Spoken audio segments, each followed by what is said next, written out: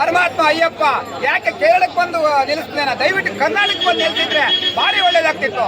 ನಮಗೆ ಟಿಪಿಯನ್ನು ಕಟ್ತಾ ಇದೀವಿ, ನಮ್ಮ ಹಣವನ್ನು ಲಕ್ಷಾಂತರ ರೂಪಾಯಿ ಕೋಟ್ಯಾಂತರ ರೂಪಾಯಿ ನಮ್ಮ ಕೇರಳ ಸರ್ಕಾರಕ್ಕೆ ಕರ್ನಾಟಕ ಹರಿದು ಬರ್ತಾ ಇದೆ.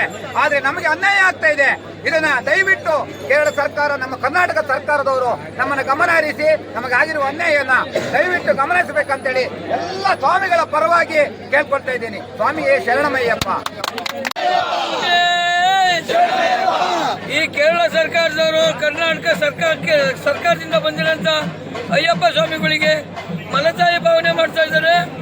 ಈ ಆದ ಕಾರಣ ನಾವು ಏನು ಟ್ಯಾಕ್ಸ್ ಕಟ್ಟಲ್ವಾ, ಟಿಪಿ ಕಟ್ಟಲ್ವಾ, ರೋಡ್ ಟ್ಯಾಕ್ಸ್ ಕಟ್ಟಲ್ವಾ, ಇಲ್ಲಿ ಪಾರ್ಕಿಂಗ್ ಕಟ್ಟಲ್ವಾ, ಏನೇ ಒಂದು ಕಟ್ಟಿ ಈ ಸ್ವಾಮಿಗಳು ಅಯ್ಯಪ್ಪ ಸ್ವಾಮಿಗೆ ದೌರ್ಜನ್ಯ ಮಾಡ್ತಾ ಇದ್ದಾರೆ.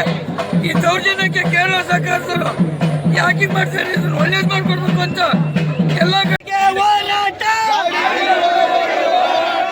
ಎಲ್ಲಿಯ ತನಕ ಹೋರಾಟ, ಬೇಕೇ ಬೇಕು, ಬೇಕೇ ಬೇಕು. ಶಬರಿಯಾತ್ರೆಗೆ ಬಂದಿರುವ ಎಲ್ಲ ಸ್ವಾಮಿಗಳಿಗೆ, ಶಬರಿಯಾತ್ರೆಗೆ ಬಂದಿರುವ ಸ್ವಾಮಿಗಳಿಗೆ, ಕೇರಳ ರಾಜ್ಯ ಸರ್ಕಾರಕ್ಕೆ